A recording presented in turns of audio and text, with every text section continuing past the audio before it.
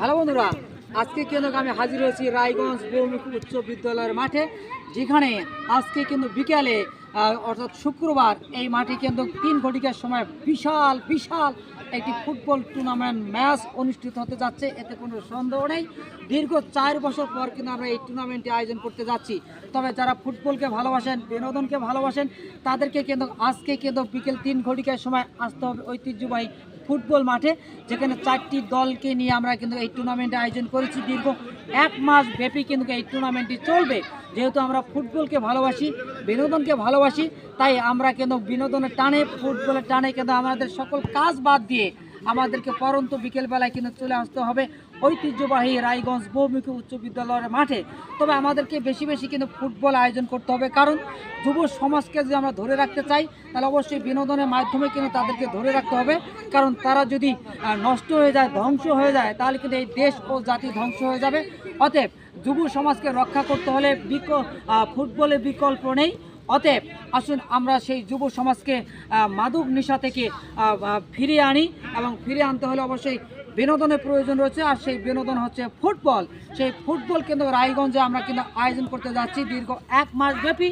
আর এই ফুটবল আয়োজন করলে যুব সমাজ মাঠমুখী হবে এবং বিনোদনের সঙ্গে জড়িত থাকবে। তারা কিন্তু বাজে রাস্তা অবলম্বন করতে পারবে না, এবং নেশায় যে আসক্ত, সেই আসক্ত কিন্তু তারা কিন্তু তাদের জীবনকে ধ্বংস করতে পারবে না। এবং মোবাইল নেশায় যে একটা আসক্ত রয়েছে, রোগ রয়েছে, এখানেও কিন্তু তারা কিন্তু সময় দিতে পারবে না। তারা শুধু বিনোদনের সঙ্গে জড়িত থাকবে, ফুটবলের সঙ্গে জড়িত থাকবে।